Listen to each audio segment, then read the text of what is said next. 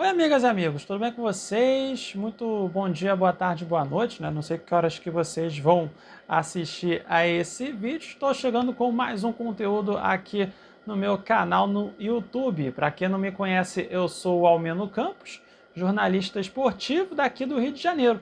Faço parte da equipe de transmissões da MS Web Rádio, que é uma web rádio lá do Mato Grosso do Sul, mas que tem algumas pessoas, né, uma equipe, né, daqui do Rio de Janeiro. Então a gente faz transmissões da uma boa parte, né, dos jogos das equipes daqui do Rio de Janeiro, uma boa parte também em transmissões diretas dos estádios, né, enfim.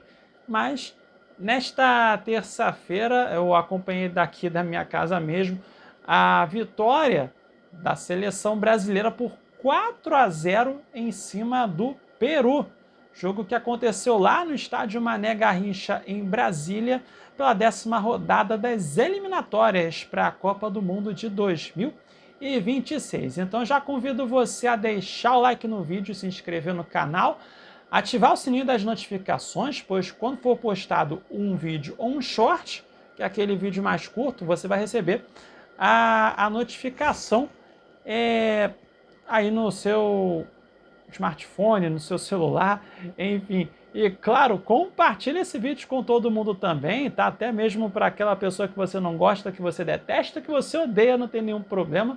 O importante é divulgar os meus vídeos, os conteúdos que faço por aqui, tá? Porque essa divulgação é muito importante para o crescimento aqui do meu canal. Beleza? Então vamos lá para mais um vídeo e para falar dessa vitória de goleada do Brasil por 4-0 em cima do Peru. E, finalmente, uma ótima exibição da seleção brasileira. Bem, no segundo tempo, né? Porque no primeiro tempo foi aquela preguiça, né? Pois é. Mas já já a gente vai falar do que aconteceu na partida. Primeiro ponto aqui que a gente vai falar das modificações que o técnico Dorival Júnior fez para esse duelo contra o Peru. Foram 3 mexidas em relação ao último jogo que foi contra o Chile. A primeira modificação na lateral direita, o Danilo acabou saindo e entrou Wanderson, lateral direito que atua no Mônaco, equipe que joga lá na Liga Francesa, e o Wanderson pela primeira vez sendo titular da seleção brasileira. O Wanderson que tem característica completamente diferente do Danilo. O Danilo é um jogador que é muito mais defensivo, né? O Wanderson é um jogador que tem uma forte chegada ao ataque. Porém, eu senti assim um Wanderson bem tímido na parte ofensiva, tá? Para quem tiver interesse em pesquisar o mapa de calor do Wanderson e do Abner, que mais uma vez foi titular na lateral esquerda, o Wanderson ele teve uma presença grande ali pelo lado direito, obviamente, do campo de defesa do Brasil. E no campo ofensivo ele ficou muito mais concentrado ali próximo à linha do meio de campo. Já o Abner, aí teve aquela mancha vermelha, né, que é a área onde ele mais apareceu, né? Essa mancha vermelha ficou muito mais espalhada no campo de ataque comparado com o Wanderson, né? Então é sinal, obviamente, de que o Abner foi muito mais presente no setor ofensivo do que o Wanderson. Não sei se foi uma indicação de fato, uma instrução que foi dada pelo técnico Dorival Júnior ao Wanderson para que ele não atacasse tanto. Se essa instrução realmente aconteceu, na minha visão, foi um erro do técnico Dorival Júnior, porque aí ele não aproveitou uma forte característica do Wanderson. E esse jogo contra o Peru é um jogo bem propício para o Wanderson participar mais no ataque, porque principalmente no primeiro tempo, faltou o Wanderson ajudar mais o Savinho, né, para fazer aquela dobra, né? Aquela tabelinha, por exemplo, enfim, faltou isso no lado direito de ataque do Brasil, principalmente no primeiro tempo, né? Faltou esse jogador para ajudar o Savinho, e esse jogador seria o Wanderson. Enfim, Então, como falei, senti o Wanderson bem tímido até na parte ofensiva do Brasil, tá? Essa foi a primeira mexida, a entrada do Wanderson no lugar do Danilo. As outras duas aconteceram no meio de campo, saíram o André e o Lucas Paquetá, entraram o Gerson e o Bruno Guimarães, né? Lembrando que o Paquetá cumpriu suspensão nesta terça-feira, ele levou o segundo cartão amarelo no último jogo contra o Chile, e aí teve que cumprir suspensão nesta terça-feira. Lembrando que nas eliminatórias, se um jogador levar 2 cartões amarelos em partidas diferentes, ele vai cumprir suspensão no jogo seguinte. Foi o que aconteceu com o Lucas Paquetá, que levou o segundo amarelo contra o Chile e não jogou nesta terça-feira. Então foram as mexidas que o técnico Dorival Júnior fez para esse duelo contra o Peru. Partindo para o que aconteceu no jogo, tá? Foram 2 Brasis diferentes na partida, né? O primeiro tempo que foi aquela preguiça, né, da seleção brasileira, e o segundo tempo aí foi com aquela intensidade, daquele jeito que o torcedor brasileiro gosta de ver da seleção brasileira. Tá? Eu até vi amigos falando assim, essa atuação aí no segundo tempo contra o Peru me dá uma vontade de voltar a acompanhar os jogos da seleção brasileira. Eu vi um amigo meu fazendo esse tipo de comentário, né? Então, foi o que aconteceu também na partida, foram 2 atuações completamente diferentes da seleção brasileira. Primeiro tempo foi bem arrastada a atuação, né? Enfim, foram apenas 4 finalizações da seleção brasileira. E já era esperado que o Peru jogaria de uma forma bem defensiva e deixaria o Brasil ter o controle da posse de bola. O Peru, de uma forma mais defensiva, atuou no 5-4-1, quando o Brasil, obviamente, tinha a posse de bola, né? Então, o Peru fechava com 5 jogadores na linha de defesa, aí tinha uma segunda linha com 4 jogadores e mais um que ficava ali adiantado, mas assim, sem fazer aquela pressão na saída de bola do Brasil, né? Mais que observando ali, ficava só cercando, né? Mas não pressionava mesmo, não tentava dar um bote para roubar a bola do Brasil quando a seleção brasileira tinha essa posse de bola. Enfim, mas o Brasil, mesmo com um controle bem grande da posse de bola, não foi tão intenso, né? Como eu falei, o Brasil teve 4 finalizações apenas no primeiro tempo e aí marcou um gol num pênalti. Foi uma bola que foi para frente, chegou até o Igor Jesus, que mais uma vez foi centroavante titular da seleção brasileira. Aí a bola quicou na frente do Igor Jesus. O Igor ele esticou a perna para tentar meio que dar um passe para o lado, mas aí a bola acabou batendo claramente na mão do jogador do Peru, lá na grande área de defesa do Peru. E, cara, foi uma demora para marcar um pênalti. Enfim, a arbitragem tentou ali de tudo para não marcar o pênalti para o Brasil. E aí, o árbitro do jogo foi chamado para o VAR. Aí ele meio que ficou, eu vou ter que marcar esse pênalti mesmo, né? Enfim, aí marcou o pênalti. Foi muito claro o pênalti. É pênalti no Brasileirão, é pênalti na Liga dos Campeões da Europa, é pênalti até, sei lá no Sri Lanka. No campeonato lá do Sri Lanka seria pênalti também. Enfim, mas nas eliminatórias, né, tem uma certa demora. Enfim, pênalti marcado e aí o Rafinha foi lá e converteu a primeira cobrança. 1-0 para o Brasil e terminou assim o placar na primeira etapa. Aí no segundo tempo, um Brasil completamente diferente, uma ótima atuação na segunda etapa. É um Brasil com muita intensidade, com grande volume de chegadas ao ataque.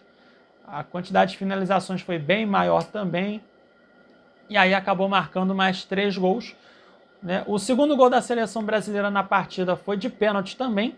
Uma jogada que foi pela direita, o Savinho foi costurando a marcação do Peru e foi derrubado dentro da área. Mas assim, eu até agora estou com uma certa dúvida se realmente foi pênalti ou não no lance, tá? Mas a arbitragem deu pênalti e aí na cobrança, mais uma do Rafinha, o jogador do Barcelona foi lá e converteu mais um pênalti 2-0. E aí, com o passar do segundo tempo, o técnico Dorival Júnior foi realizando substituições, né? o Andréas Pereira entrou, o Matheus Pereira, né, o meia do Cruzeiro, também entrou na partida. Aí, então vamos lá, saiu o Rafinha, saiu também o Rodrigo, saiu o Igor Jesus, também o Savinho, né, e o Bruno Guimarães. No lugar do Savinho entrou o Luiz Henrique, que mais uma vez fez uma ótima atuação na seleção brasileira. Tá? Já já a gente vai falar mais sobre o Luiz Henrique. Então o Luiz Henrique entrou no lugar do Savinho, o Rafinha saiu, acabou que entrou o Matheus Pereira no lugar do Rafinha. Teve a saída também do Rodrigo para a entrada do Andréas Pereira. O Igor Jesus saiu para a entrada do Hendrick e teve a saída do Bruno Guimarães para a entrada do volante André. Então foram as 5 mexidas que o técnico Dorival Júnior acabou fazendo no decorrer do segundo tempo. E eu falei do Luiz Henrique, né? Mais uma vez ele entrando muito bem na seleção brasileira. Ele participou dos outros 2 gols que a equipe fez. O terceiro gol, que foi com assistência do Luiz Henrique, foi com o pé direito, né? A bola chegou até lá na altura da segunda trave e o Andréas Pereira, de voleio, marcou um golaço mesmo do Andréas Pereira. E o quarto gol aí com o Luiz Henrique, que chutou da entrada da área, marcou um golaço com o pé esquerdo, com assistência do Igor Jesus, tá? O Igor Jesus foi quem deu a assistência para o gol, o golaço também do Luiz Henrique, né? Essa dobradinha do Botafogo, mais uma vez, aparecendo em um jogo da seleção brasileira. Então, 4-0 para o Brasil. E falei do Matheus Pereira, né? Que foi convocado de última hora, digamos assim, né? Para o lugar do Lucas Paquetá. Matheus Pereira, que a média dele, ele vem fazendo uma grande temporada, tá? As últimas semanas ele teve uma queda de rendimento no Cruzeiro, na minha opinião. Vinha jogando melhor. E no momento que ele vinha jogando melhor, já merecia uma convocação para a seleção brasileira. De uma forma tardia, acabou recebendo essa convocação e ele teve minutos para mostrar o seu futebol. Que eu estou olhando aqui, ele entrou com 32, então acabou que teve aí 15 minutos para mostrar o seu talento, né? E achei que ele entrou bem, sim, na minha visão, o Matheus Pereira, né? Então, e vou falar uma coisa, o Andréas Pereira que também entrou bem, né? Acho que teve um momento que ele entrou até centralizado, aí depois, em um certo momento, até estou observando aqui, até pelas substituições, que o Andréas Pereira entrou no lugar do Rodrigo, então a princípio ele jogou centralizado, né? Aí quando o Rafinha saiu para a entrada do Matheus Pereira, aí o Andréas foi para a ponta esquerda de ataque. Então, por um certo momento, gente, o meio de campo do Brasil tinha Gerson, Bruno Guimarães, Matheus Pereira, tinha também o Andréas Pereira jogando na ponta esquerda, além do Luiz Henrique atuando pela ponta direita, e aí o Hendrick sendo o centroavante. Então foi um certo período em que ficou composta essa parte ofensiva da seleção brasileira. E sobre o Luiz Henrique, cara, assim, ele está cravando o lugar dele na seleção, porque em praticamente todos os jogos ele entrou bem. Praticamente em todos os jogos ele entrou bem. Contra o Paraguai, por exemplo, foi um dos pouquíssimos que tentou algo na derrota do Brasil para o Paraguai. Contra o Chile, entrou muito bem, fez um golaço e hoje dando uma assistência e marcando um golaço também, né? Então, assim, o Luiz Henrique, ele tá mostrando serviço para o Dorival Júnior e ele tá meio que cravando o lugar dele na seleção brasileira. E digo mais, tá? Eu não sei não se ele já merece ter mais oportunidades na equipe titular do Brasil. Vai depender muito do que ele principalmente pode acabar mostrando nas próximas semanas e é o que o torcedor do Botafogo quer, que atue muito bem como ele vem jogando na seleção brasileira. E o Luiz Henrique, atuando nesse nível, será um cara muito importante, muito decisivo para o Botafogo, que vai ter aí semanas, os próximos meses, muito importantes. Vai disputar as semifinais da Libertadores contra o Peñarol e vai, claro, disputar até o fim o título do Campeonato Brasileiro, o Botafogo que lidera a competição. Então, tá aí mais uma vitória do Brasil, né, nestas eliminatórias, 2 vitórias seguidas, né, assim, o Brasil tinha que vencer o Chile e tinha que derrotar o Peru mesmo, né? O Chile e o Peru são as 2 piores seleções destas eliminatórias. E agora o Brasil está na 4ª colocação nas eliminatórias com 16 pontos, né? A mesma pontuação do Uruguai. E aí o detalhe, o Uruguai ele tem um saldo positivo de 7 gols e o Brasil tem um saldo positivo de 6 gols. E se o Brasil marcasse mais um gol, ele ficaria à frente do Uruguai. As 2 seleções ficariam empatadas no saldo de gol, só que o Brasil ficaria na frente por ter feito mais gols. O Brasil nesse momento tem 15 gols marcados e o Uruguai 13. Enfim, mas o Brasil abriu aí, aqui a classificação rapidamente, abriu 4 pontos de vantagem para a Bolívia, que é a 7ª colocada, que estaria nesse momento jogando a repescagem intercontinental. E o Brasil abriu 5 pontos para a Venezuela, que é a primeira seleção fora da zona de classificação. E a classificação está bem condizente assim, com o nível de futebol apresentado pelas seleções sul-americanas, né?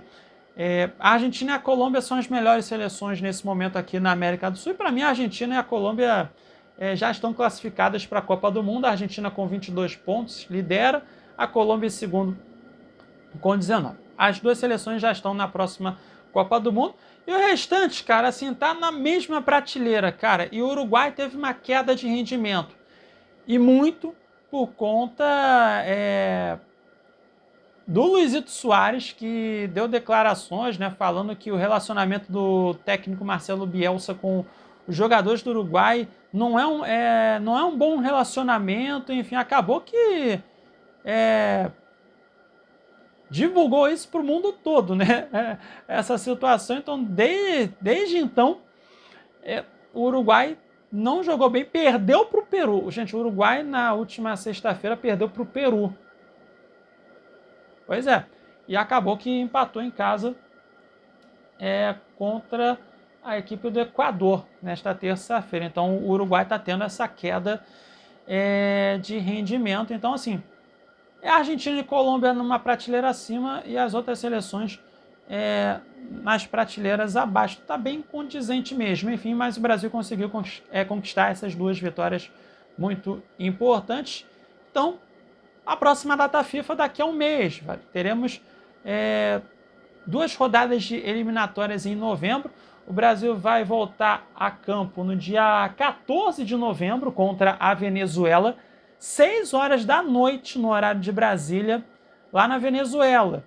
Vai ser véspera de feriado, inclusive. Jogo numa quinta-feira, sexta-feira, dia 15 de novembro, feriado de proclamação da República. Então vai ser aí uma véspera de feriado, né, para o pessoal poder, quem quiser, claro, assistir ao jogo da seleção. E depois, no dia 19 de novembro, outra véspera de feriado também, o Brasil vai enfrentar o Uruguai, lá na Fonte Nova, em Salvador. Então, serão os 2 próximos compromissos da seleção brasileira. Resta ver se o Uruguai terá o Marcelo Bielsa no comando ou não, né? Mas o Uruguai que está tendo essa queda de rendimento, então é uma baita oportunidade do Brasil, jogando em casa, conseguir vencer mais uma aí nas eliminatórias para a Copa do Mundo de 2026, tá certo?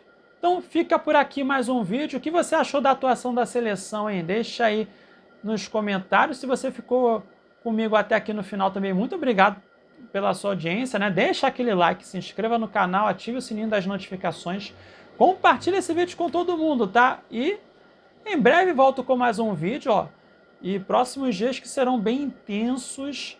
Não sei se nesta quarta-feira eu vou conseguir gravar algum vídeo de pós-jogo, mas ó, quinta tem Fla-Flu, sexta-feira tem Botafogo e Criciúma, sábado e domingo as semifinais da Copa do Brasil. E semana que vem tem mais jogos, né? Fluminense, Atlético Paranaense. Quarta-feira tem Botafogo na semifinal da Libertadores. E quinta-feira da semana que vem tem Vasco e Cuiabá. Então vai ter muito conteúdo aqui de pós-jogo no meu canal. Então já convido você a se inscrever no canal também, tá bom? Muito obrigado a todos pela audiência e em breve eu volto com mais um vídeo por aqui, tá bom? Beijos e abraços a todos e até a próxima, hein? Tchau, tchau!